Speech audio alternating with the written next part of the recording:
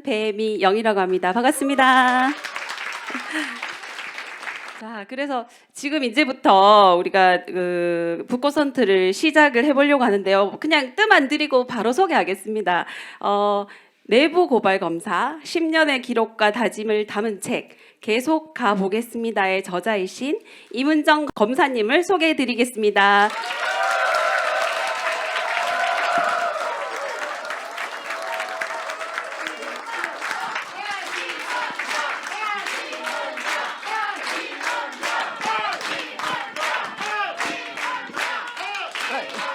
와주셔서 고맙고 반갑습니다. 앞으로 제가 이 많은 분들 재미지게 해드려야 되는데 고민스러운데요. 여하튼 최선을 다해보도록 하겠습니다. 고맙습니다. 네, 그러면 저희 앉아서 진행을 좀 해보겠습니다. 네. 자, 일단 다 아시겠지만 간략하게 검사님 소개를 한번 해보도록 하겠습니다. 검사님은 부산에서 나고 자라셨고 1998년 40회 사법시험에 합격하셨고 그다음에 2001년 인천지검 검사인관 후에 한때 그 영포 라인, 고소영 라인으로 총망 받는 검사셨고 일명 도가니 검사로 스타 검사로 확 뜨셨죠. 예. 근데 무죄 구형 이후부터 집중관리 대상 검사로 또 내부 고발자로 내부에서 10년간 피투성이가 되도록 검찰 개혁을 외치고 계시고 있고요. 현재는 대구지방검찰청 경제범죄조사단 부장검사로 계시고 있습니다. 그렇죠? 네, 소개가 맞나요? 네. 대구에 계시잖아요. 네, 오신 지 한 얼마나 되셨을까요? 5월 달에 이제 그 윤석열 정부가 들어서고 나서 한동훈 검사 장관님이 오셔서 이누공 차관이 먼저 오셨구나 하고 나서 첫 인사가 서지영 검사가 지금 외부 출장 중이었는데 내일 아침까지 원청이었던 성남시청으로 복귀하라. 라고 이누공 차관이 오자마자 첫 인사가 서지영 검사가 원청 복귀였어요. 그래서 서지영 검사가 사표를 썼었고요. 그리고 나서 한동훈 장관님이 취임하고 나서 그다음 폭풍은 저라는 건 다 알고 있잖아요. 우리 언제 그 정기 인사 때 날 줄 알았는데 한 10여 명 법무부에서 이제 외부로 좀 보내는 사람들 1차 한동훈 검사 장관님이 오시고 나서 1차 인사로 한 10여 명 솎아내는 작업이 있었었는데 그때 저는 그 다음 임지가 대구로일 줄은 알았거든요. 대구에는 아무래도 분위기가 조금 저 구박받으라는 분위기가 조금 있잖아요. 그래서 아마 다음에 대구일 것 같은데 대구가 윤석열 그때 여주지청 팀장님이었을 때도 대구 구박받으라고 박근혜 그것 때문에 보낸 거였기 때문에 그게 많이 보여서 너무 노골적이어서 대구는 안 보낼 것 같기도 한데 대구가 유력하다고 했는데 대구가 발령이 나서 그래서 예상대로 왔으면 또 뭐 괜찮은 거잖아요. 희망대로 온 거였고 그리고 제가 있는 관사가 수성목 근처에 참 운이 좋게도 대구지검 부장관사 중에서 제일 좋은 게 비어 있어가지고요. 살다 이렇게 좋은 관사 처음인데 지금 행복하게 살고 있습니다. 예, 6월달에 이사 왔고요. 아, 네. 생각보다 괜찮으시네요, 그죠? 오셨을 때 대구에서 막 현수막 걸고 그랬던 것도 기억이 나는데요. 그러니까 그게 그럴 수밖에 없는 게 진짜 네. 저가 약간 제가 아까 말씀드렸지만 고소영인 게 제가 영남이 영이 아니에요. 영일군의 영이에요. 그래서 고려대학교 영일군 소만교회 그래가지고 외모도 고소영 신분도 고소영이라고 제가 주장했는데 이명박 정부 때 그래서 여검사들 처음 있었을 때가 이제 여검사 딱 한 자리 있을 때 평검사 그때 이명박 정부 때 제가 법무심의관실 가서 한동훈 법무부 장관 이원성 검찰총장이랑 같이 근무했으니까 그렇게 있다가 제가 이 영일군이니까 경북은 경북이잖아요. 그렇긴 한데 연고가 아예 없는 경주지청에서도 근무했었으니까 연고가 없는 건 아니었는데 여기 이 대구가 어떤 분위기냐면 저처럼 그 약간 진보 운동하시고 이 사회의 발전에 대해서 고민하신 분, 현실에 대해서 그냥 매너리를 빠지지 아니라 바꾸고자 노력하시는 분들이 있는 곳에서는 이런 분들은 저를 자신을 보듯이 하시는 것 같아요. 제가 저기 와서 고생하겠구나. 여기 적진에 던져진 느낌이 있을 것 같아서 여기 오신 분들도 저 측은에서 오신 분들이잖아요. 다 알고 있고요. 속이 다 보여요. 하여튼 그래서 그러니까 제가 환영하는 사람 있다는 거를 보여주려고 현수막에 막 걸려 있는 걸 보고 뭉클했죠. 화분이나 꽃도 많이 왔고요. 그래서 그럴 줄 알았거든요. 어디든 사람이 있는 거고 함께 꿈꾸는 사람들은 어디든 있는 건데 여기 대구 경북은 그런 분들이 좀 더 자신을 빛내면서 이렇게 사람들한테 빛이 되어 주려고 하시는 분들, 조금 더 고군분투하시는 분들이 같은 아픔을 가진 사람들 격려해 주신 분위기가 있어서 오히려 더 행복했어요. 서초동에 제가 대검에 그 감찰정책연구원 갔을 때 갔을 때 출근길을 맞으신 분은 저기 태극기 집회하시는 분인데 국민검사 윤석열 나라를 지킨다 배너 한 장, 밉상 검사 팥찌하다 국민 밉상 팥찌 검사 이문정 이렇게 배너가 걸려 있었는데 여기는 이문정 검사 환영한다는 게 있었으니까요. 느낌이 달랐죠. 구박받으라고 했는데 환영받고 왔습니다. 덕분입니다. 그러면 대구로 보내신 거는 실패한 인사인 건가요? 그러니까 이 저들의 계획을 갖다가 놀라운 계획을 바꿔주신 그렇죠. 신의 예. 한 수가 있었다. 저는 그렇게 생각하고 있습니다. 네네. 검사님, 그 이제 2월에 검사 적격 심사를 앞두고 계세요. 네, 소감 한마디 어떠신지?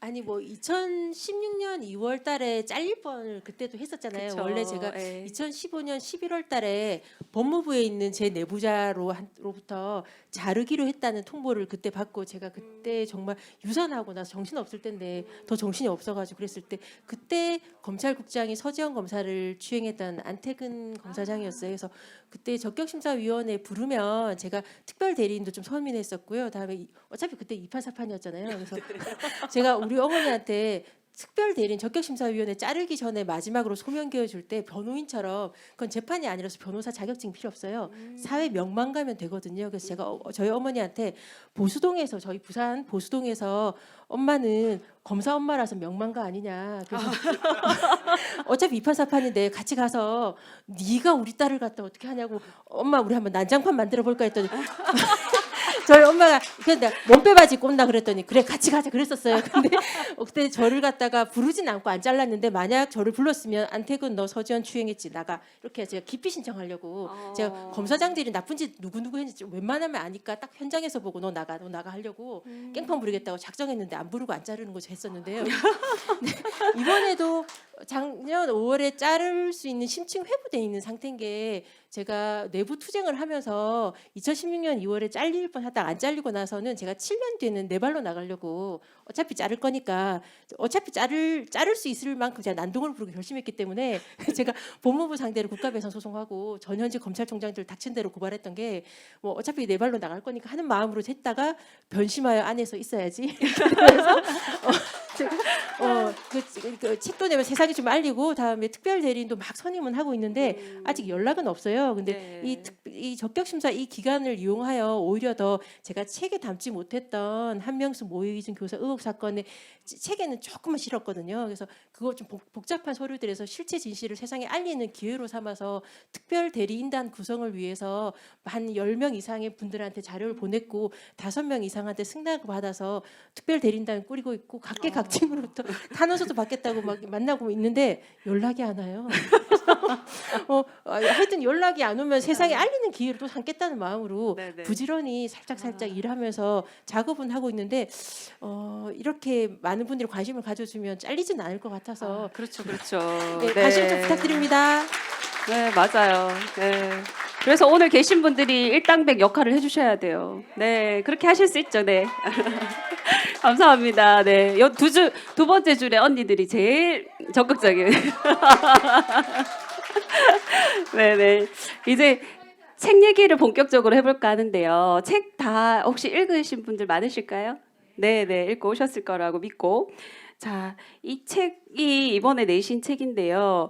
표지하고 제목하고 의견을 물으셨다고 들었어요. 그죠? 네네. 그래서 이거를 혹시 어디 SNS에 물으셨나요? 어디? 저가 네. 이 SNS 올렸더니 뭐 기생추 교수라고 하시는 서민 교수님 등이 일부러 이렇게 비웃는 뭐 책 제목도 그쪽에서 공모하셨던 것 같고 야. 그러긴 한데요. 이게 제 책을 대해서 계속 가보겠습니다. 제목을 출판사에서 제 원고에 있는 문장을 뽑아서 한 건데 저는 이름은 처음에 좀 마음에 안 들었기 때문에 한번 의견도 구해보고 싶었고 디자인이 원래 이 색깔은 아니었어요. 그러다가 많은 분들이 의견을 주셔가지고 조금 함께 외로운 느낌이 있다. 이게 이 바탕 색깔에 저 혼자 있는데 외로운 느낌이 있다. 그래서 반딧불도 좀 넣고 함께 가는 느낌이 좀 네, 들도록 네. 어둠 속에서 빛이 나고 뭐 이런 느낌이 빛 속에 그러니까 빛 속으로 걸어가는 게 이게 까만 그림자가 아니라 그 사이로 가잖아요. 그 네, 빛으로 네. 가는 느낌을 좀 들 수 있도록 의견을 취합해서 많이 고쳐진 건데 네네. 그렇게 역시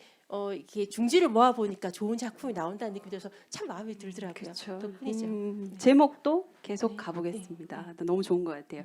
그 책 내용을 보면 1부하고 2부로 나뉘거든요. 1부는 그 검사 그 내부 게시판에 네. 내부자로서 고발을 해서 글을 올렸던 것들을 모아서 1부를 만드셨고 2부는 여기서만 이래서는 안 되겠다 해서 경향신문에 기고한 내용들을 모아서 2부를 쓰셨던 것 같더라고요. 네, 그래서 그 책들을 제가 쭉 읽어봤는데요. 지금부터 이제 한번 책 내용에 대해서 질문을 한번 해보도록 하겠습니다. 그 일명 검사님이 스타 검사가 되신 거는 그 도가니 검사라는 이름이 붙으면서 그렇게 된 거잖아요. 이게 광주 인하학교 사건을 다룬 사건이었는데 그때 1심의 공판 검사셨고요. 그리고 민청학령 사건으로 15년을 선고받고 옥고를 치렀던 박형규 목사님 재심 사건에 또 검사셨고요.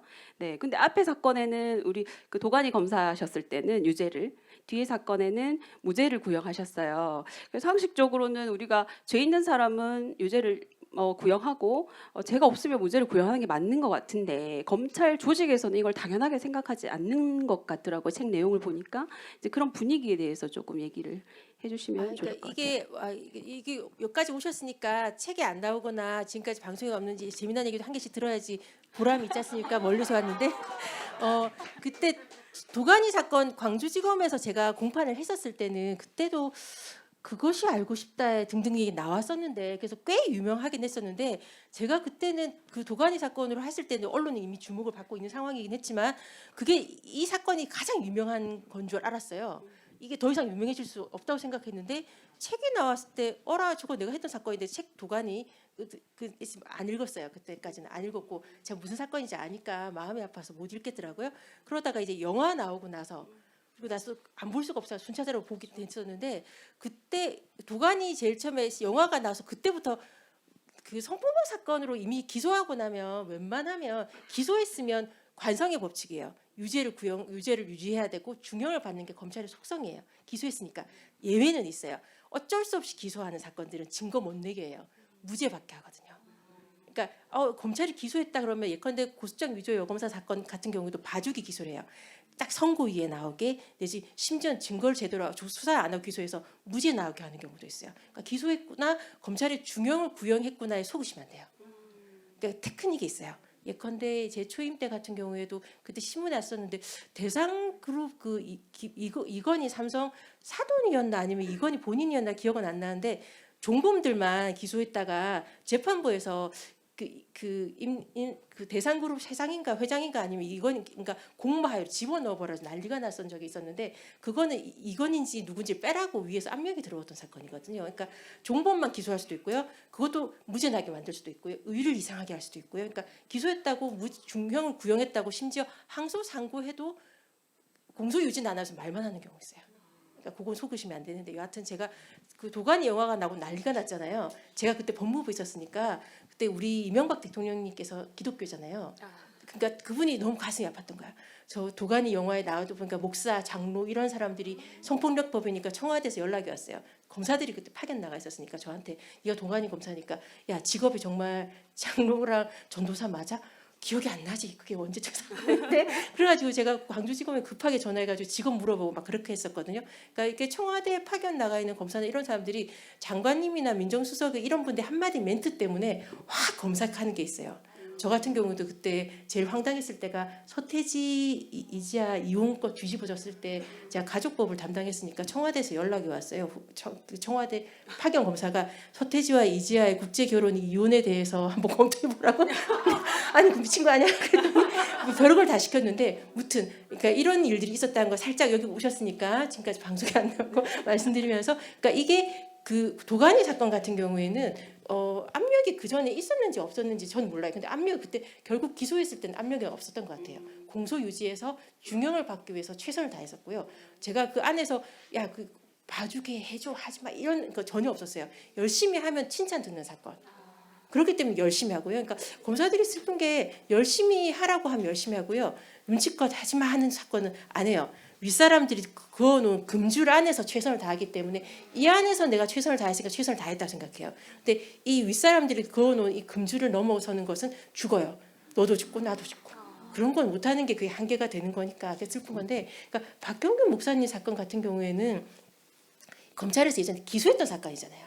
그때 그 검사님들은 나갔지만 그 검사님들한테 배운 사람들, 그렇게 그 사건에 그 유사 사건에 재심해서 유죄 맞다고 우겼던 사람들이 검찰한테 그대로 있어요.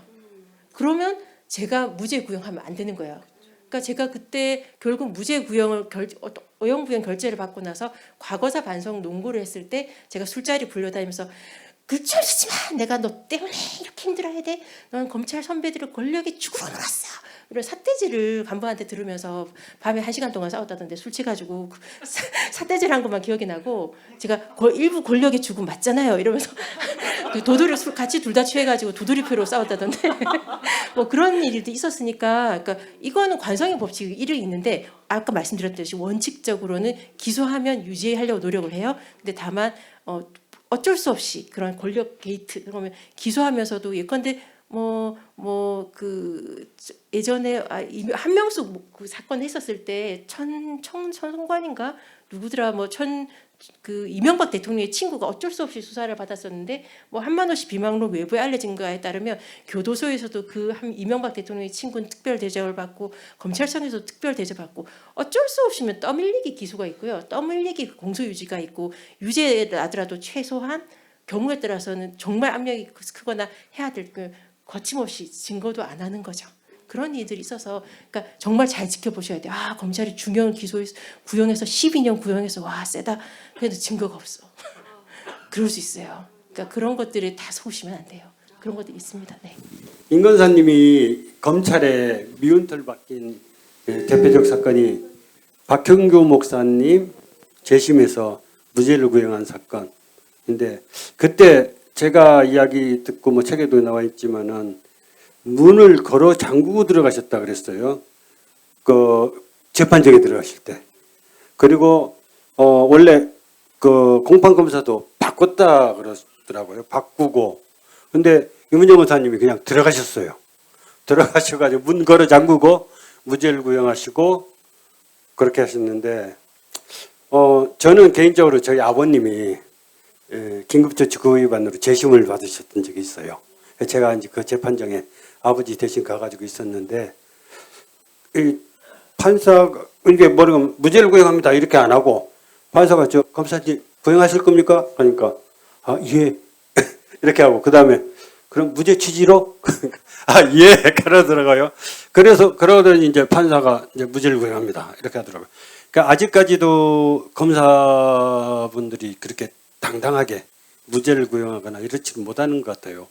그래서 이런 부분들이 좀 앞으로 바뀔 수 있을지, 검찰의 이런 어떤 이런 것들이 한 가지 현상이지만 전반적인 이런 좀 분위기들이 내부 있는 것 같거든요. 그런 부분에서 좀 이야기해 주시면 감사하겠습니다.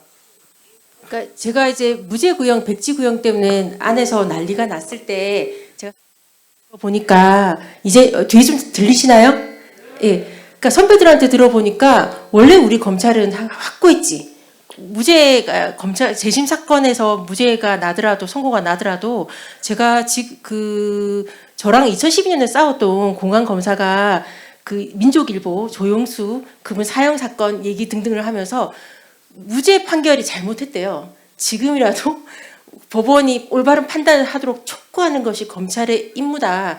증거는 없지만 빨갱이래요. 뭐 증거가 없는데 빨갱이를 도시 알 수가 없지만 아무튼 그렇게 하는 게 아주 확고했었어요. 그랬는데 나중에 이제 이런 선배들한테 이렇게 저렇게 들어보니 검찰은 확고하게 우리 검찰이 기소했었으니까 그 기소했던 사람들 배운 사람들 그대로 있는 상황이기 때문에 과거사 재심 사건이 있다 하더라도 늘 유죄 구형을 하고 유죄 구형을 했다가 DJ 정부가 들어서면서 DJ 그분은 이제 그런 빨갱이 논란의 피해자시고 그런 것들이 있잖아요. 그랬더니 정부 눈치를 보면서 백지 구형 제도가 나왔대요.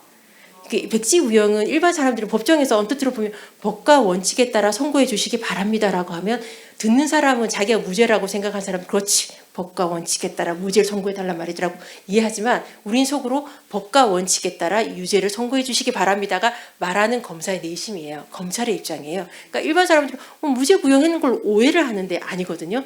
그러니까 그렇게 DJ 정부 들어오고 나서 정권 방향이 그러니까 눈치 보기로 법정에서 면피성 백지 구형을 했는데 그것이 유죄 구형이라는 것이 뭐냐면 유죄 판결이 나면 그 무죄 판결이 나면 항소해요. 유죄인데 왜 무죄 판결 썼냐고 그것이 계속 반복이 됐거든요. 근데 DJ 때 판결을 그 사건들 기사를 검색해 보면 DJ 때도 간접 사건 중에 정말 명확한 건 무죄 구형한例가 있어요. 그런데 이명박 정부가 들어오니까 바뀐 거예요. 그러니까 저 같은 경우에도 2012년 그때 9월 달에 그 무죄 구형 박형규 목사님 무죄 구형 때문에 싸움 났을 때는 어영부영 결재가 났잖아요. 12월 18일 날 대선 전날 공안부랑 싸웠을 때 제가 이의제기권을 행사했을 때 부장님이 그랬어요. 대선 끝나고 나서 문서를 쓰래요. 이의제기권. 저 알았죠. 문재인 후보가 되면 무죄 구형 결재가 날 거고 박근혜 후보가 되면 나는 죽을 거야.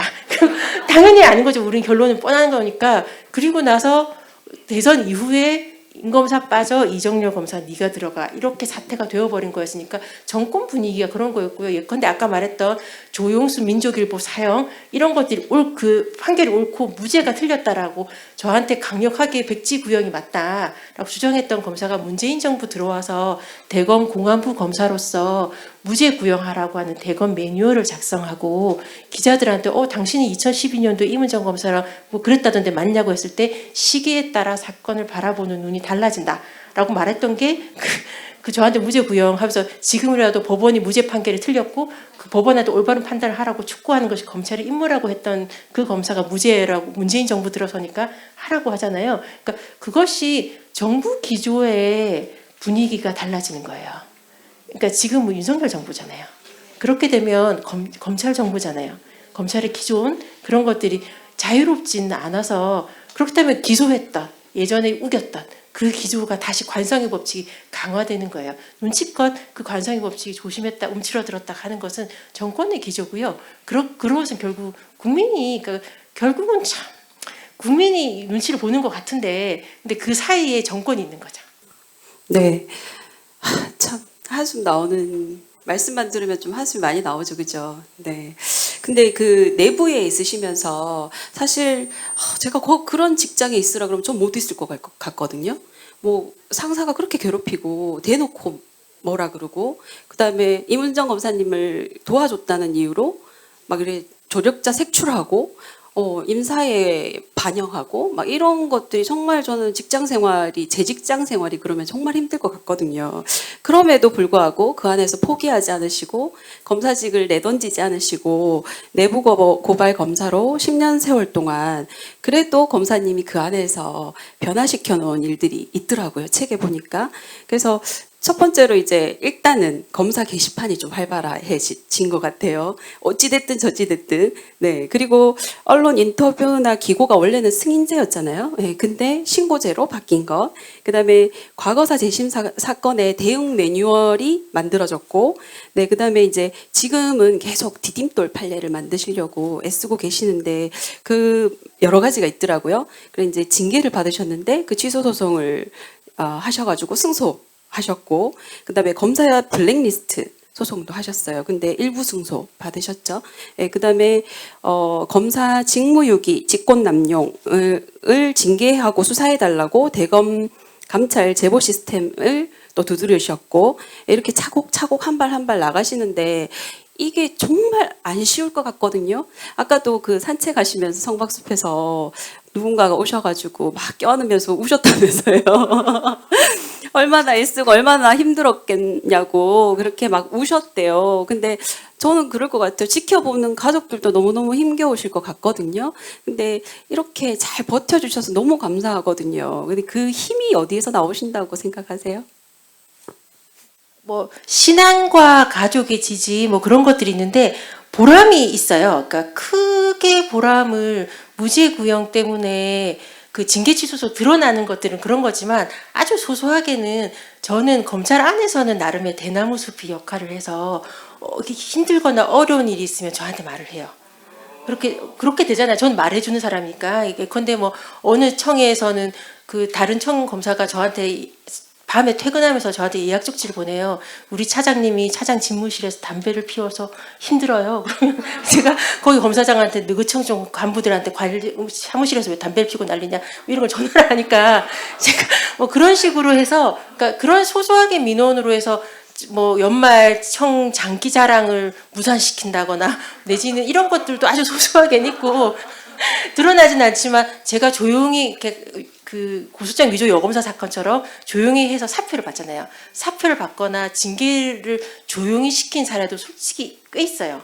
그러니까 그렇게 뭐 내부에서 문제가 있는데 가해자와 피해자가 있는데 드러내지 않기를 원하면 제가 아는 직원을 통해서 저한테 부탁이 와서 제가 중재를 하고 나름 저쪽에 인사 딴청으로 가라고 하는 연락을 제가 수사관 실무관의 분쟁 뭐 이럴 때 제가 솔직히 한 게 좀 있어가지고 그런 거 하게 되면 소소하게 보람을 느끼는 거죠. 내가 여기서 그래도 어떤 걸 하고 있어. 그러니까 이 어떤 사람들한테 우리 검찰에서는 말할 때가 있는 언덕 하나는 제가 되고 있구나. 뭐 이런 거 있으니까 예컨대 안미영 검사가 강원랜드 사건으로 그 내부 고발했었지 않습니까? 그때 안미영 검사한테 그 춘천지검에서 그 안미영 검사가 결심하고 하려고 하니까 이영주 춘천지검장이 막 안미영 검사 설득하다가 밤에 관사까지 찾아왔다고 하던데 설득하다가 마지막에 부탁한 게 그거였대요. 이문정한테는 연락하지 마라. 이문정한테 연락하면 커진다. 그러니까 그런 식으로 해서 제가 그렇게 도와주는 것들이 없지는 않아서 그게 조그만 변화는 있어요. 그러니까 그거는 보람이 있고 일단 말씀하셨던 거 징계 취소 그러니까 이게 그러니까 너무 힘들 때 조그만 돌부리 하나에 걸려도 피가 나면 아픈데 그런 거 보면 조그만 보람이 한 걸음 더 다시 일어날 수 있게 해주고 그다음 징계 취소 소송도 1심 승소, 2심 승소 나아가는 검이 있었거든요. 그렇게 되고 이의제기권 절차 규정 만들어지고 그러니까 이런 것들이 그러니까 숨을 쉬기는 버거운데 문득 보면 죽으라는 법이 없어서 정말 목이 탈 때 바카스가 갑자기 하늘에서 떨어지고 매실나무가 막 열려있고 이런 것들이 있어서 덕분에 살아가는 것 그러니까 장기 기획 그래서 그런 경험을 겪고 나서 너무 길게 보면 지치니까 단기 계획, 중기 계획을 세우는 게 그러면 요거 할 때까지는 아무리 힘들어도 나 견딜 수 있어. 그러면 한숨 돌리고 다시 조금 더 이런 것들이 있어가지고 그러니까 보람이 있어요. 보람이 있으니까 견디죠. 그러니까 말씀 나눌수록 더 멋져 보이죠. 너무 매력 있어요. 네, 근데 이 책에 보면 임윤정 검사님한테 나가는 게 안 낫냐, 개업을 하라, 내가 사건 밀어주겠다 이랬는데도 이제 거기에서 난 못 나가. 나는 우리 엄마가 이렇게 자랑스러워 하시는데 내가 왜 나가? 당신이 나가. 막 이런 자존감도 되게 높으시잖아요. 예, 그런데 늘 이제 강조하시는 게 검사다움이거든요. 그 검사다움이 어떤 건지 한번 말씀해 주실 수 있을까요? 아까 그 말씀도 다 못 드렸던 것 같은데 다른 분들도 그런 걸 많이 물었는데 나가면 되지 않냐 이런 말 많잖아요. 정말 그럼 만약 제가 조그만 회사에 다니는 사람이면 다른 회사 다니면 되니까 내가 안에서 이 개고생을 할 필요는 없잖아요. 이거 마음고생이 너무 외롭고 힘들 때 많은데 억울하고 분할 때가 얼마나 많은데 그런데 딴 분들한테 예를 들지만 김홍령 검사가 2년 만에 자살했잖아요. 자살을 왜 했겠어요? 갈 데가 없어요. 이 법조계에 우리 검찰 안에서 제가 안에서 겨우 쫓아냈던 사람들이 변호사하고 있잖아요. 문제 있는 사람들이 정관에서 법원도 가거든요. 법조계 시장은 자체는 대한민국을 떠나지 않는 이상에 제가 법조 일을 하는 이상에 그리고 법조 일을 안 한다고 하더라도 법률 분쟁이 우리나라에 있으면 사람과의 관계가 결국 법률 분쟁인데 검찰이 이 지경이면 법조계가 이 지경인 거고요. 저는 나간다고 해서 도망갈 데가 없는 거예요. 여기를 바꿔야 되는 문제가 있어서 제가 견디는 거니까요. 그러니까 그건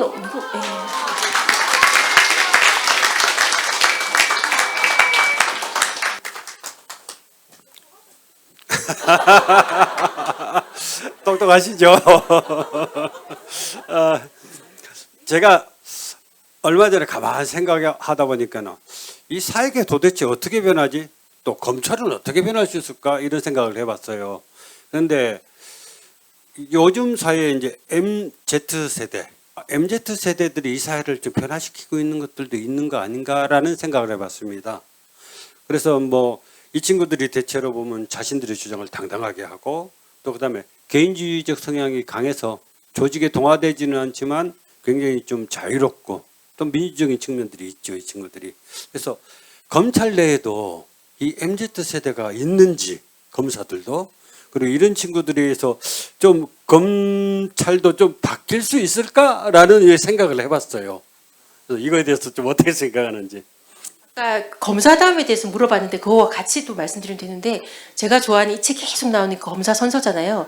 검사 선서문은 2004년도에 처음 만들어져 가지고 저는 2001년도에 인간했기 때문에 그거를 선서하곤 하고 있지 않지만 2004년도부터는 선서하고 나 그 명예를 걸고 맹세하잖아요. 불의의 어둠을 걷어낸 용기 있는 검사, 힘없고 소외된 사람들 돌보는 따뜻한 검사, 오로지 진실만을 따라가는 공평한 검사, 스스로기 더 엄격한 바른 검사로서 다짐을 하고 온단 말이에요. 그러니까 이 다짐대로 하는 게 검사다움인데 이런 사람이 어디 있겠어요. 솔직히 말해서 아니 그걸 그런 건 슈퍼맨이고 성인 군자지. 그런 사람이 되기 위해서 노력하는 거고 매너리즘에 빠지기 쉽고 일이 지치고 힘들고 싶고 아니 지금 일이 얼마나 많은데 모든 사건에 그렇게 할 수는 없는 게 현실이라서 인간의 나약함과 흔들림, 주저함, 솔직히 이게 슬럼프가 다 있는 건데 그런 부분이 다 있는 거잖아요. 그러니까 노력하는 거지. 근데 MZ 세대에 대해서 말씀하시던데 제가 2001년도에 인간했을 때 그러니까 저 같은 경우는 X세대예요. 74년생이니까 X세대라고 난리 날 때였잖아요. 그러니까 X세대였고 저 같은 경우도 시험을 좀 일찍 붙은 편이라서 제가 대학교 때는 응원 서클을 했기 때문에 저 운동권인 줄 아는데 운동한 사람들을 응원한 응원 서클이었거든요. 춤추고 노래하는 걸 좋아했기 때문에 그래서 2001년도에 인간하고 나서 술을 하도 폭탄주를 주니까 폭탄주를 안 먹으려면 노래방에서 춤추고 노래하면 술을 먹을 틈이 없잖아요. 그래서 막 이렇게 춤추고 템포를 흔들면서 춤추고 노래하는데 저는 대학교 때 응원 서클이었으니까 춤이 쉬우면 텔레비 보면 춤을 따라할 수는 있었거든요. 그때까지는. 그래서 막 춤추면서 하고 있는데 언뜻 보니까 부장님께서 침통한 얼굴을 짓고 계세요. 옆에 뭐라 하는데 했더니 저 세대 차이가 나서 저 노래가 무슨 노래야 뭐 그랬다는 거예요. 그래가지고 뭐지 분위기가 싸해지는 부장님 따라가니까 부장님께서 하다면 잠깐 침통하겠더니 이제부터 옵션을 건다. 이제부터 배우 노래만 부른다 그러는 거예요. 배우가 누구야? 나는 배우를 모르는데 큰일 났다 싶어서 한참 배우 노래를 한 개도 모르니까 그러면 배우 노래를 모르겠고 저 부장님께서 좋아하실 만한 노래가 김수미의 애모 정도는 저 영감님도 좋아하시겠지. 그래서 그때 하면서 불렀는데 배우 노래 안 불렀다고 꿀밤을 맞았어요. 그래가지고 그러니까 그때 또 제가 생글생글 웃으면서 부장님 뭐라 하면 어머 부장님 뭐 이런 식으로 제가 받아치고 그래서 선배들이 좀 당황을 했었거든요. 아마도 선배님들 눈에서는 제가 X세대가 지금 MZ세대 같은 그런 느낌이었을 것 같아요. 세대 차이는 분명히 없을 수는 없는 건데 그러니까 제가 MZ세대라 같이 근무는 많이 못 해봤고요. 왜냐하면 제가 법무부 대검에서는 어느 정도 고년차 검사들이 오는 거였고 그러긴 한데 이제 이야기를 들어보면 조금 그냥 MZ세대는 아니에요. 우리 사실 나 변호사 시험을 붙어서 검사로 인간회까지 정도까지 되려면 엄청나게 훈련돼 있고 좋은 평가를 받는 사람들이 오기 때문에 나를 평가하는 사람들한테 어떻게 하면 이쁨을 받는지 아는 사람이기 때문에 제가 들어도 연수원 폐지되기 전에 사법연수원만 하더라도 우리 때는 그런 거 없었는데 뭐라더라 그 연수원 사법연수원 교수님을 갖다가 그 의전 총무까지 있대요. 교수님 의자를 쫙 빼주고 쫙 의전 총무까지 있을 만큼 그런 것에 어떻게 하면 저분의 입과 혀처럼 의중을 읽어서 잘할까에 대해서 훈련되고 좋은 점수를 받기 위한 길들여진 것에 정말 숙련된 사람들이 오는 부분이 분명히 있어서 다른 MZ세대와 분명히 다른데 여성 검사들 저 같은 경우는 30기가 인관했을 때 저희 여검사들이 21명 인관했고 저희 30기로 인하여 전국의 여검사가 50명 시대가 열렸어요. 뒤집어졌어요. 여자들이 이렇게 많이 오다니 어떻게 하란 말이냐 막 했었는데 여자들이 많이 오면서 문화가 바뀐 게 분명히 있고요. 그러니까 이런 것들이 하면서 조직 문화가 군대식 문화가 나아지는 건 분명히 있는데 다른 MZ 세대와 달리 검사를 인간화할 정도면 조금 더디게 오고 있다. 그러나 봄은 오고 있다. 이렇게 제가 말씀드릴 수 있을 것 같아요. 좀 세대 교체에 영향이 좀 있으면 좋기도 할 것 같아요. 네. 그 2020년도 9월에 대검 감찰 정책 연구관으로 발령이 나셨잖아요. 근데 이제 위에서는 이미 연구관이니까 수사하지 말고 연구만 하라고 또 주문을 하셨다 하더라고요. 근데 그 덕분에 일을 많이 안 줘서 한명숙 전 총리 모해 위증 교사 의혹 사건을 더 집중해서 들여다볼 수 있었다고 하셨어요, 책에서. 근데 그때 알게 된 사실들이 책에도 일부는 나오는데요. 이 사건이 사실 검찰 조직에서는 절대 들추고 싶지 않은 사건일 수도 있을 것 같아요. 근데 저는 사실 좀 이거 검찰과 재수 뭐 이런 것들을 보면서 좀 충격을 많이 받았어요. 검찰이 이런 것까지 했다고? 막 이런 생각을 했는데 그 이야기를 조금 들어보고 싶습니다. 네. 뭐 제가 이 책을 쓴 이유가 우리 윤석열 정부가 들어오고 나면 아시는 게 검찰 수사밖에 없어서 수사를 통한 정치를 하실 걸로 보여지고 검찰의 자기 라인이 워낙 거칠게 수사, 본인도 거칠게 수사하셨고 자기 라인 자체가 거칠어서 성과를 내는 내가 원하는 결론을 이끌어내는데 익숙하신 분들이 중용이 되면 그렇게 수사를 가는 거거든요. 속도를 붙여서.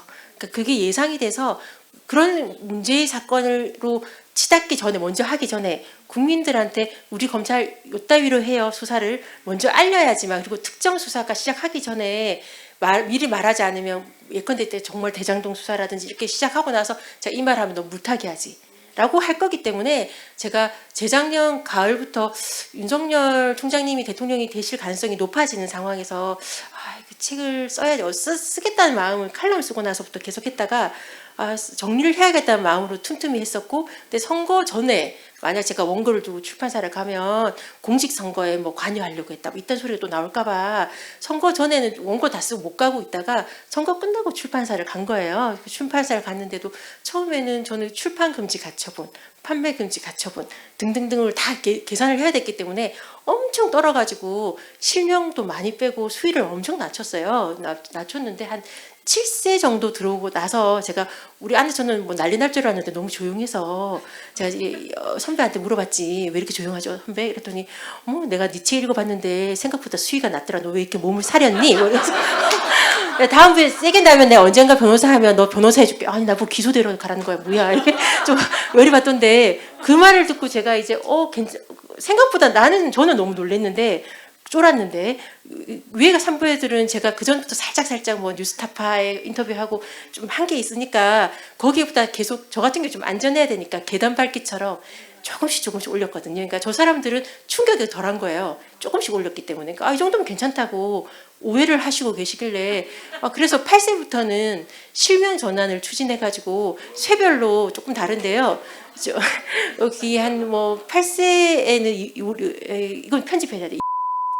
들어가고 9세에는 이제 어미준이 실명 전환 들어가고 막 이렇게 들어갔었어요. 그래가지고 그런 것도 뒤에 조금 한 11세 정도 나가면 얼추 실명 전환 하겠다는 계획으로 있는데 이미 사신 분들은 사실 필요는 없고요. 나중에 한참 뒤에 보면 이제 언젠가 문득 보니까 몽땅 실명이더라 뭐 이렇게 되시면 될 것 같아요. 이게 나름의 실록이고 지금은 아니어도 언젠가 그 로스쿨 예비 법조인들은 다시 같이 근무해야 될 법조 선배들이면 이 인간이 지난 여름에 한 일을 알아야지만 저 인간들의 말에 대해서 판단할 수 있잖아요. 그러라고 제가 로스쿨생들을 위해서 실명 전환을 꿈꾸고 있거든요.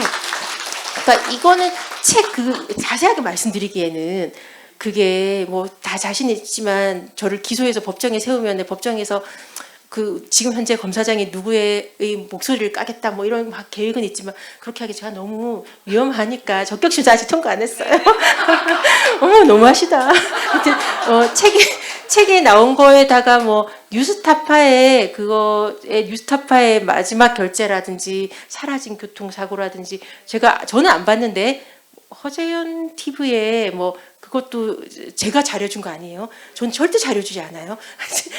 그러라고 자료를 언론에 언젠가 알리려고 제가 일부러 공익신고하면서 세상에 알리기 위해서 책을 쓴 거였고 세상에 좀 알리기 위해서 공익신고하면서 공익신고하게 되면 공무상 기밀 누설에 대해서 좀 자유로워지는 게 있거든요. 하면서 일부러 변호사들을 조금 돈을 많이 들여서 변호사들 엄청 선을 많이 했고 일부러 상담을 엄청 하면서 자료를 공유했어요. 그 어느 변호사한테 나갔는지 모르라고.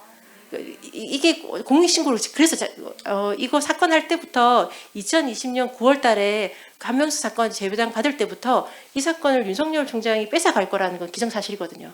용서하지 않아요. 뻔해요. 이 검찰의 특수수사의 치부를 세상에 알면 안 돼요. 그렇기 때문에 뺏어갈 거로 예상을 했기 때문에 중간에 계속 기록을 갖다가 이제 전화하고 뭐 이런 것들 수사 보고서를 내진 다른 데서 대출받은 그 교통사고 기록 같은 걸 대출받은 걸 갖다가 몽땅 공익신고할 때 쓰려고 다 스캔했어요. 나 이거는 공익신고할 거야. 그 스캔을 위해서 자료를 갖다가 준비하고 기록 사본 빼돌리고 그 변호사 주고 이건 2020년 9월 사건을 받을 때부터 이것은 사건을 빼앗을 것이고 나는 기소를 못할 것이고 나는 이걸 공익신고할 것이다. 세상에 알릴 것이다 라고 생각하고 그냥 그것도 역시 저한테는 골고다로 이미 이 사건을 받는 순간 나는 골고다에서 죽겠구나. 난 골고다로 나의 앞에 펼쳐진 길은 골고다를 향하는 외길이라는 걸 알고 있었어요. 그래서 세상에 알릴 수 있었고 저도 우리 검찰이 이 정도일 줄 몰랐거든요. 그 살짝 좀 무리하게 사실대로 말해 하면서 원하는 말을 상대방이 상대방이 저는 솔직히 뭐 돈을 안 줬습니다. 사실대로 말해 하면 돈을 줬다는 말을 이 검사님 원하신 것도 알잖아요. 그래서 한 3천 줬습니다. 그것밖에 안 줬어. 5천인가? 뭐 이렇게 되는 거잖아요. 그러니까 이게 근데 검사님께 사실을 말하라고 하는 이런 것들이 지금 줄다리기 해서 근데 그 사람의 입을 열기까지 예전에는 고문을 했던 게 2002년도에 사람이 죽어나갔잖아요. 그때 2001년도에 제 초임 때 어떤 선배가 저한테 그랬어요. 후배들 초임 검사들 앉혀놓고 고문을 하면 거짓말을 할 것 같냐? 자기에게 불리한 진실을 이야기하게 된다. 저는 고문만 하면 사람 죽였다고도 없던 일도 이야기할 것 같은데 그런 말을 스스럼 없이 한 사람 원하는 진술을 한다는 얘기를 진실이라고 해요. 내가 원하는 말이 진실이라는 생각을 수사를 편하게 하면 그렇게 되거든요. 근데 예전에는 고문이 있었지만 그 뒤에 있는 게 정서적 고문이죠. 가족을 갖다가 몰살시키면 되잖아요. 계속 불러조지면서 또 구속시킬 듯이 영장 기각돼 재청구 다른 걸로 또 청구 하면 이 사람들이 내가 구속될 때까지 난 이 거무지혈에서 헤어나오지 못하겠구나 해서 자살하는 사람이 나오는 거예요. 조효는 그 거미줄을 알거든요. 그 공포가 정말 무서우니까 그런 것들을 이용해서 정서적 학대로 무너뜨려서 그 원하는 진술을 받아내는 걸 진실을 자신한테 불리한 진실을 얘기하게 된다고 자기 합리화를 하는 게 조금 편하게 수사하시는 분들의 그러면 그게 사람이 아니라 사이코패스 아니에요? 좀 그런 것 같아서요. 골고다의 언덕길에서 넘어서 부활하시기를 바랍니다. 그렇죠. 신뢰받는 검찰을 꿈꾼다고 하셨어요. 근데 이 검찰 불신의 아주 대표적 사건이 조금 전에 말씀하신 한명숙 모해의정 교사 사건인데 이런 문제들 때문에 아까 그리고 앞에서 말씀하신 저도 그런 것들을 많이 느끼는데 일부러 기소장을 부실하게 짠다든지 뭐 이런 것들을 통해서 무죄 아까 나오게 한다고 말씀하셨던 이런 것들을 보면서 검찰총장 직선제 선거 직선제 뭐 이야기들이 나오고 있어요. 많은 국민들은 또 검찰총장을 국민들의 투표로 뽑자라는 이런 좀 바람들도 희망들도 있는 것 같습니다. 이렇게 된다면 이제 검찰의 뭐 중립성 적어도 저는 어떤 정부가 될 때 확실히 편이라도 들어줬으면 괜찮겠는데 그렇지도 않아요 사실은. 그래서 이제 이런 부분에 검찰의 중립성이라도 좀 이런 검찰총장 직선제를 통해서 확보할 수 있을까 생각을 하는데 어떻게 생각하시는지. 아니 뭐 이게 교육감 선거만 하더라도 정당이 없다지만 약간 있잖아요. 그러니까 직선제, 그러니까 이렇게 검찰이 정치권에 내지 인사권자에 할 거면 차라리 민주적 정당성이라도 있으면 명분이라도 있지 않나 싶어서 안 되면 전 그러면 직선제 도입하든가라는 말을 뭐 정치권에서 뭐 인사의 독립 어쩌고 저쩌고 하면서 검찰한테 더 폭주할 수 있도록 제동잔치가 아예 없도록 솔직히 폭주할 때 분명히 있는데 검찰의 조직 이론으로 움직이는 게 분명히 온 국민들이 눈으로 한 수십 년간 보아왔잖아요. 근데 없는 것처럼 검찰을 아예 독립시켜주자 행정부의 그것이 아니라 검찰의 폭주에 브레이크를 갖다 없애버리는 그런 위험한 발언도 거침없이 하던데요. 그럴 거면 뭐 정치적 명분이라도 하는 게 어떨까라는 생각이 드는데 기본적으로 저는 검찰의 지금 권력이 너무 비대해서 그 직선제가 오더라도 정당에 살짝의 보는 보수, 진보 이게 있을 거라 가지고 거기에 따르는 걸로 좀 이게 또 왜곡될 우려가 있어서 직선제도 하나의 방편이겠지만 검찰이 감당할 수 없는 권한은 내려놔야 된다. 지금 현재 검찰은 이 우리 검찰권을 감당할 수 있는 자격이 없다는 게 제 기본 입장이라서 검찰권을 갖다가 위에서 검찰총장의 권한을 밑으로 내리고 다음에 그 기소권과 수사권 분리하고 책임을 반드시 묻고 이런 것으로 하는 게 더 맞지 않나라는 생각이 좀 들어가지고 직선제도 하나의 방법일 수 있는데 그것이 정치권을 줄대기에 크게 도움이 될까요? 교육감도 뭐 그러니까 조금 자신이 없더라고요. 자, 시간이요. 벌써 세상에 1시간이 다 됐어요. 시간 가는지 모르시겠죠? 말씀 진짜 재밌게 아까 걱정하셨거든요. 재밌게 드려야 되는데 재밌게 드려야 되는데 근데 유머가 되게 많으세요. 그리고 우리가 검사하면 딱 떠올리는 이미지가 딱딱하고 좀 폭압적이고 막 그런데 안 그러시죠? 옆집 언니 같아요. 되게 공부 잘하고 좀 똑똑하고 수다스러운 네, 그런 옆집 언니 같아요. 그래서 되게 더 친근하게 느껴지고 그런데 그 저희 문답은 오늘 여기까지 하려고 하는데요. 저희가 꽃다발에 후리지아를 좀 많이 섞어달라고 했었거든요. 후리지아 꽃말이 당신의 앞날을 응원합니다 라고 해요. 그래서 저희 여기 오신 모든 분들이 한 마음일 거라 생각해요. 검사님의 앞날을 응원하고 또 같이 할 거라고 저희가 지금 말씀드릴 수 있을 것 같고요. 네. 네. 검사님 아직 안 마쳤어요. 네. 네. 저희가 아까 식전에 부탁을 드렸어요. 검사님, 저는 이게 궁금해요. 이렇게 질문지를 받았는데요. 몇 가지를 뽑아서 읽어드리고, 나머지는 검사님께서 그냥 가져가서 보시는 걸로. 네. 부산 진주 성주에서 오신 부민기?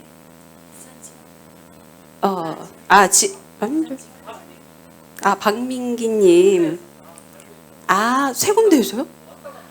그렇구나. 네네. 가벼운 질문 주셨어요. 부산이 본가인데 맛집이나 본가 가시면 들르시는 거 추천 부탁드립니다.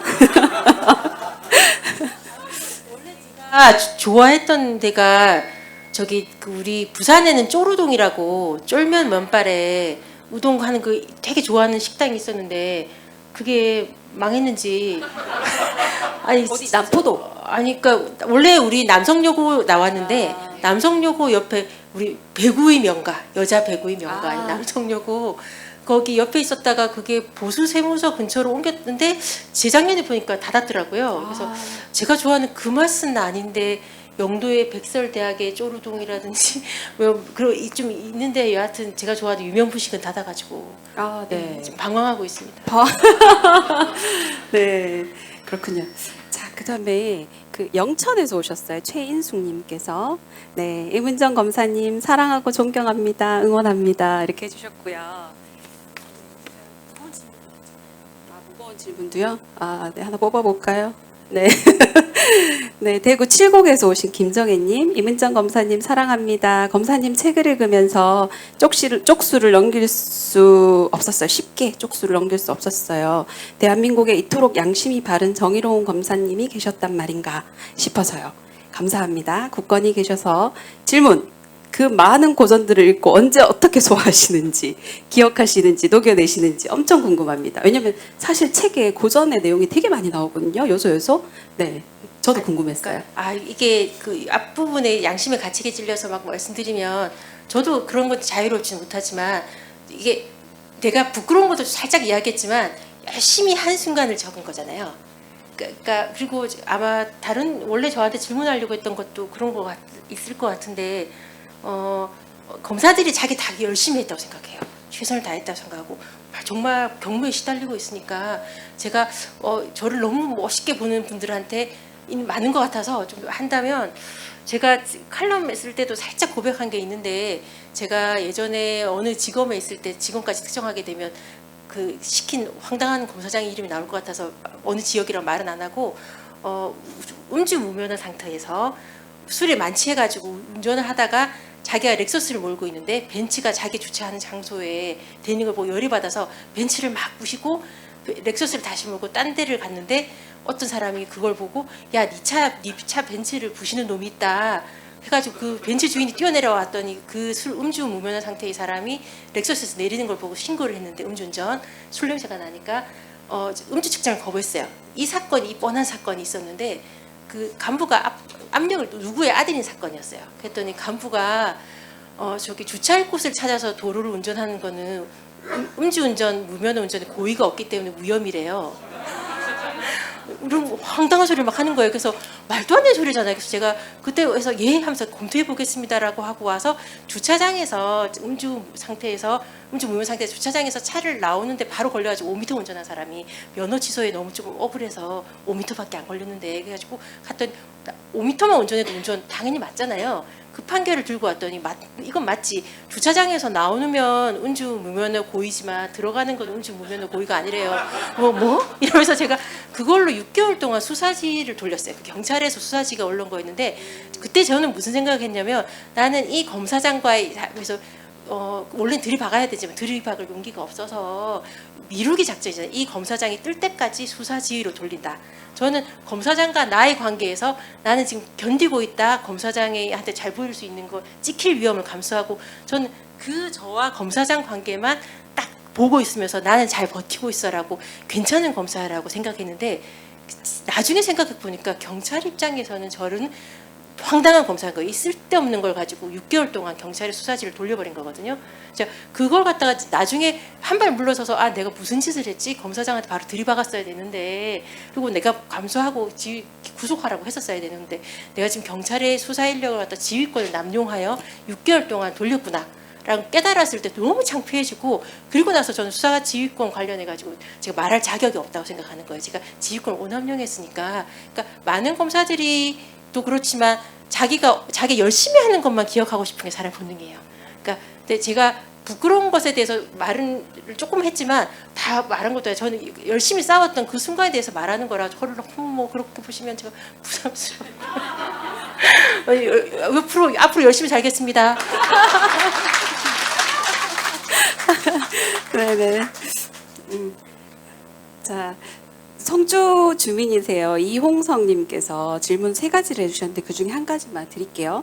검사들의 직급이 왜 다른 곳이 들보다 한 직급 높게 출발했는지 이 문제를 바로잡을 생각은 없으신지 이렇게 해주셨어요. 직급이 높다는 게 지금은 사시가 아니라 그 변호사 시험으로 하고 나서 4급으로 된다고 하던데 사시 때는 3급이었어요. 그러니까 제가 연수원 때 사법연수원 사시 합격하고 연수원 딱 들어왔을 때 1년 차가 5급, 2년 차가 4급 공무원으로서 월급을 받았고 인간하면 3급으로 대우를 쳐서 영감님이라는 게 그 당하관인데 그래서 어느 정도 직급이 올라가면 장관 이렇게 되면 그 대감님이라 불러요. 사석에서. 그러니까 저 같은 경우도 20대 검사 인간했을 때 그 머리가 허연 경찰서 수사과장이 제 앞에서 무릎을 꿇고 영감님 충성을 다하겠습니다. 그랬거든요. 제가 당황스러워서 그랬었는데 그런데 이게 3급 대우, 4급 대우, 5급 대우라는 근거가 뭐냐면 그래서 저도 근거가 뭔지 그때는 예전에 몰랐다가 법제처랑 검사들이 외부회의, 법무부 검사들이 외부회의 갔을 때 법무부 검사들이 과장급이냐 국장급이냐 이걸로 싸움이 나가지고 근거를 찾아보니까 근거 별거 없고요. 공무원 여비 규정에 따라서 검사들이 그냥 평검사 들을 경우에는 3급 공무원의 여비 같은 걸 주는 거고요. 어차피 보수 체계가 달라요. 공안 직렬. 그래서 여비 규정이 다른 것에 불과한데 저는 검사들이 좀 높다는 것에 대해서 인정하고요. 근데 여비 규정에 불과해가지고 그 별 차이는 없어요. 근데 그건 큰 차이는 저는 없다고 생각해서 뭐 그 권위와라든지 그게 자부심이지.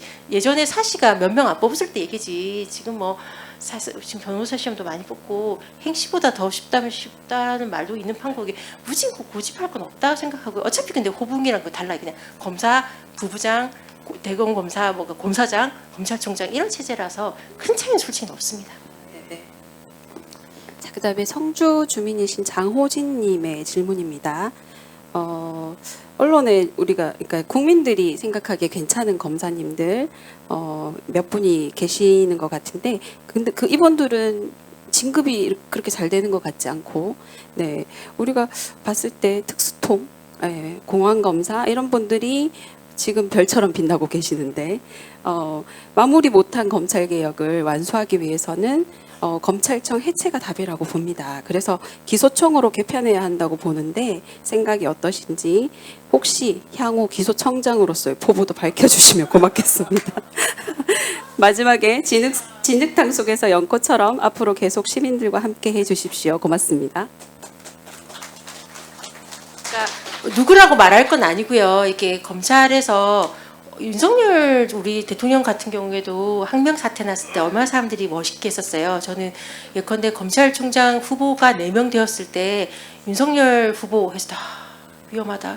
나머지 3명 미쳤다. 뭐 이런 생각을 제가 뭐 했었어요. 검찰 개혁할 생각이 없구나. 그러니까 4명 중에서는 윤석열 후보가 그나마 뭐 이런 쪽은 좀 빛나는 순간조차도 없는 나머지에 비해서는 빛나는 순간이 있고 그 빛나는 순간을 갖다가 계속 유지시켜줄 보자만 괜찮으면 위험하지만 그래도 빛나는 순간이 없는 사람보다 낫겠다는 마음으로 그나마 저는 윤석열이 뭐 낫지 않겠나라고 했는데 역시 위험한 건 위험한 거였는데 그러니까 오래 두고 보셔야지 그 순간 빛나는 순간을 사람들이 모른다고 해서 어떤 검사들 있어요. 정말 괜찮은 검사들을 보면 저는 좀 운이 좋았던 거지만 정말 그 들이박았던 검사들 있고요. 근데 들이박았을 때 조용히 사라지는 대부분의 조용히 사라져요. 그러니까 그런 검사들은 이제 형사부를 전전하게 되는 거지. 일반 사람들은 알 수가 없고요. 일반 사람들이 요즘 사람들이 아는 검사들 중에 뭐 저도 같이 해서 친문 검사로 묶이는 검사들이 있는데 제가 문제 제기했던 사건 혐의 없음으로 덮었던 거라. 그러니까 그 어떤 분들은 보면 그러니까 줄을 잘못 서가지고 예, 이번 정부 문재인 정부 들어와서 줄을 잘못 선 거 아닌가 싶은 훌륭하지 않은 분들도 섞여 있어서 그건 윤석열 그 대통령도 빛나는 그 순간으로 나머지 그 사건 이상하게 했던 부분 모르시잖아요. 그러니까 오래 두고 보셔야지 그 사람이 진짜인지 아닌지 그 순간만 보시면 그 순간이 아름다운 사람들 누구나 있을 수 있잖아요. 그 순간을 빛나게 하는 그 사람이 양심인지 욱하는 마음이었는지 여러 동기가 있을 수 있으니까 오래 두고 보셔야 되고요. 그러니까 권력은 기본적으로 자꾸 부패하게 되고 그런 부분 속성이니까 정말 나누어야 된다고 생각해서 저는 아까부터 기소청, 수사청 분리되어야 된다고 생각하고 저는 우리 검찰이 해체돼서 경찰로 흡수된다면 저는 경찰로 갈 거니까요. 그런 부분에 대해서 저는 문제가 없다고 생각합니다. 전 제 일을 사랑하는 거지 검찰이라는 이름을 사랑하는 것보다 제 일과 그런 것에 대해서는 자부심이 있는 거니까. 계속 이렇게 멋지시면 곤란해요. 네, 고령군에서 오신 정석원님께서 무소불위의 검찰 권력의 근원은 무엇일까요? 청산되지 못한 친일의 잔재가 만들어 놓은 권력은 아닌가요? 질문 주셨어요. 아니, 그러니까 권력은 이게 검찰이라는 게 되게 무서운 게 수사권이라는 게 예전에 군대가 무력이 무서웠던 것처럼 수사권이라는 것은 그러니까 정말 사건 조작할 수도 있잖아요. 수사를 안 해서 무혐의를 하면 선한 사람인지 오해해요. 그러니까 정의를 조작할 수 있어요. 그걸 갖다 그러니까 이게 옳은 사람 이게 범죄자야 아니야라고 선언하는 힘, 그걸 관철시킬 수 있는 힘이 검찰의 수사권이고 기소권이기 때문에 언론 플레이이기 때문에 그것이 막강한 권력인 것 같고요. 그러니까 그런 생각이 들었어요. 예전에 딴 분들 보면 예전에 군사 동체 때 군사 정부가 군대가 힘이 있었고 전두환 정부가 들어오고 나서는 전두환의 동생이 경찰 출신이라서 경찰이 힘이 있었어요. 1987 경찰이 더 힘세잖아요. 그리고 노태우 대통령이 들어오고 나서는 박철원, 황태자가 검사 출신이에요. 그때부터 검찰이 이제 나라가 발전하니까 법으로 하니까 법으로 장난칠 수 있는 검찰이 무력이 된 거예요. 그러니까 기존에 제가 생각했을 때는 어떤 정권이든 검찰과 연합하여 검찰의 자치권 내지 인사권을 주고 함께 협력하는, 그래서 내가 원하는 적을 죽이고 내 편을 하는 호위 무사로서 어느 정도의 당근을 주면서 연합 전선을 구축했다면 전 윤석열 정부는 검찰 정권이라고 저는 생각하는 입장이라서, 그렇게 되면 우리 윤석열 대통령님이나 검사들이 검찰 안에서 어떻게 수사했으며 어떻게 법을 집행했을까, 검찰청 밀실 안에서 했던 게 지금 대명천지에 드러나서 우리 윤석열 대통령님 언행이라든지 그 보고 있잖아요. 그러니까 그럼 어떻게 했을지 상상할 수 있는 부분이 있어서, 이로 인하여 검찰의 검사들의 수준, 뭐 적법 절차 이런 부분 관련돼서 사람들이 고민하면 검찰의 민낯이 드러날 테고, 그렇게 되면 마지막 순간 검찰이 일몰이라고 제가 말씀드리는 게, 일몰을 지금 우리는 같이 보고 있거든요. 그러니까 그 일몰이 빨리 마무리될 수 있도록 시민으로서 좀 주권자로서 주권 행사해 주셨으면 좋겠습니다. 아유, 막 시원시원하게 얘기해 주시니까 저희가 불안하잖아요. 네. 두 가지만 더 소개하고 마무리할게요. 의성군에서 오신 김우정님이 사실 굉장히 두려운 자리에서 국민 하나 보고 정의롭게 나아가시는 걸 보면 너무 고맙다고 여겨봅니다. 그 용기 있는 그 마음의 원천은 뭘까요? 늘 건강하시고 행복하시길 기도드려요. 감사합니다.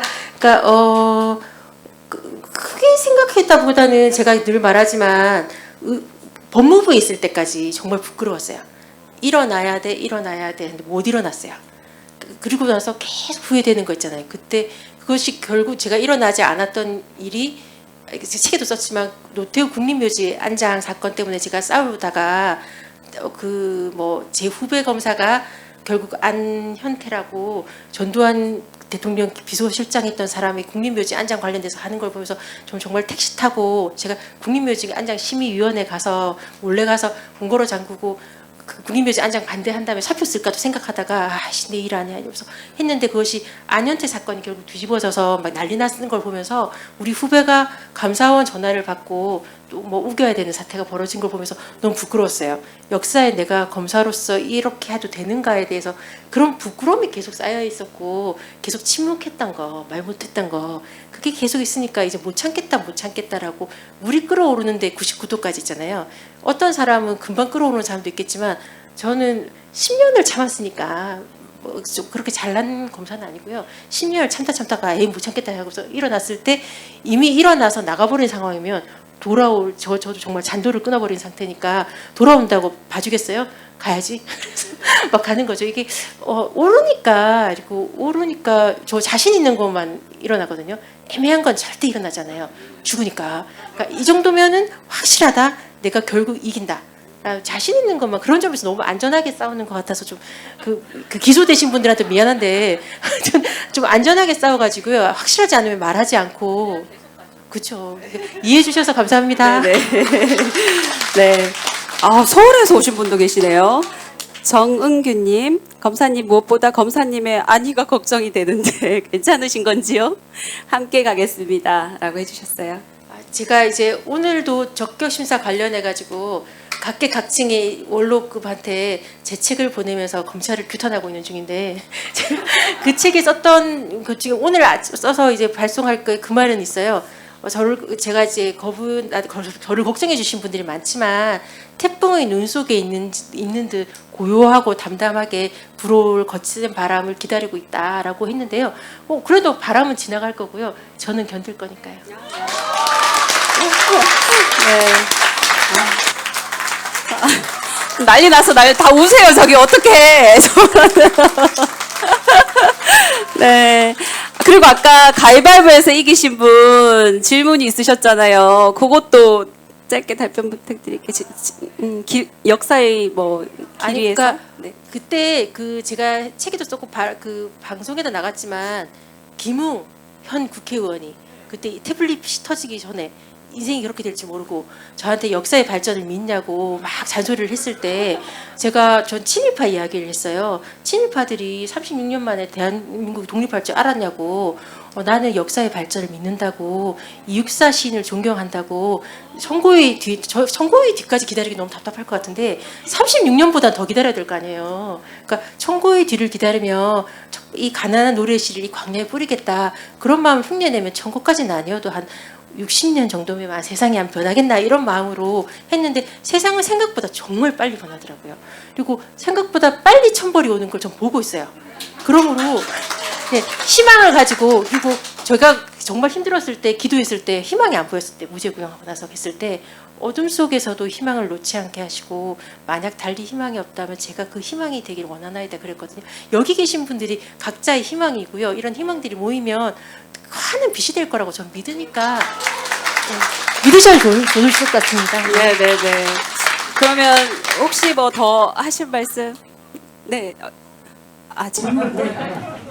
저는 오늘 금산이 일을 뵙고 오늘 꽃과 맛과 망설였던 내가 이렇게 선택한 거에 대해서 나를 너무 칭찬하고 싶고요. 그리고 그러면서 임은정 금사님 뵈면서 난 왜 임은정 금사님처럼 되지 못할까? 다음 생에는 금사해야 되겠다. 이 생각도 하면서 내 친구 딸내미 중에 공부 잘하는 애가 있는데 걔 보고 고민하지 마라. 법대 가서 로스쿨 가서 임용받도록 하여라 이렇게 얘기를 하고 싶은데, 그러면서 임은정 금사님이 어떻게 저래 똑똑할까 하는데 내가 볼 때 파트너를 잘 만난 것 같거든요. 이 공식의 이렇게 법적인 부부처럼. 그래서 남편에 대한 사랑은 어떻게 표현하는지 아니면 그렇게 또박또박 본문 읽듯이 그렇게 너 사랑해 몇 조에 의해서 이렇게 하시는지, 아니면 실제로 보여주세요. 제가 그런 말을 해요. 저희 신랑은 저한테 달팽이 집과 같은 사람이라서, 제가 솔직히 말해서 우리 회사에서 힘들잖아요. 안 힘든 게 아니니까. 사무실에 나갔다가 이제 너덜너덜해 보면 밤에 우리 신랑이 안아주고 해주면, 저기 상처 마데카솔, 새살이 솔솔 마데카솔이 막 해주면 그 상처 봉합되고 숨을 못 쉴 것 같으면 산소호흡기도 주니까 저는 매일 달팽이 집에서 쉬고요. 그리고 기운을 찾아서 다시 회사로 나아가니까요. 정말 사랑꾼이셨어. 자, 그러면 그 힐링을 늘 받는 그분께 공개적으로 한마디 부탁드립니다. 저기 서 계시네요. 아니, 근데- 네. 손 한번 흔들어 주세요. 아니 저는 사랑 표현을 원래 좀 많이 해서요. 사랑한다는 말을 저한테는 우리 어머니랑 매일 통하면서 사랑해 하는데, 우리 신랑한테도 늘 하는 말이라서요. 사랑해. 부러워. 네. 달팽이 집 보고 싶대. 어떡해요?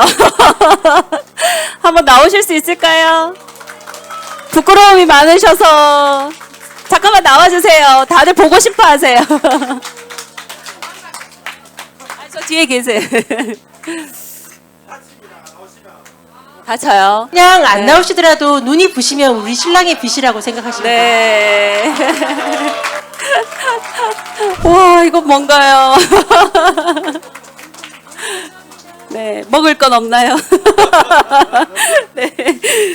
네, 이제 마무리를 할 시간이고요. 이 마무리가 끝나면 이제 사진도 찍으시고 사인회도 하시는데 너무 오래 또 계실 수는 없어서, 네, 그리고 이제 사인은 조금 이따 받으시면 될 것 같고요. 제가 이 책을 읽으면서 마지막 부분의 구절에 빨강머리에네 한 구절이래요. 걷다 보니 길모퉁이에 이르렀어요. 모퉁이를 돌면 뭐가 있을지 모르지만 전 가장 좋은 게 있다고 믿을래요. 이렇게 적어주셨어요. 그래서 저희의 바람은 이 북콘서트가 검사님의 길 앞에 놓인 길 모퉁이이고, 저희가 그 모퉁이를 돌아서 서 있다는 걸 잊지 말아 주셨으면 하는 마음으로 마무리를 하려고 합니다. 검사님은 검찰이라는 조직 안에서, 또 저희는 저희 삶 속에서 검찰 개혁을 간절히 바라는 동지로 함께 하겠습니다. 네. 자, 오늘 북콘서트에 와주셔서 너무 감사하고요. 이렇게 불편하고 좁은 공간에서도 질서 잘 지켜주시면서 함께 해주셔서 너무 감사합니다. 오늘도 내일도 좋은 날 희망을 버리지 말고 함께 가봤으면 좋겠습니다. 감사합니다.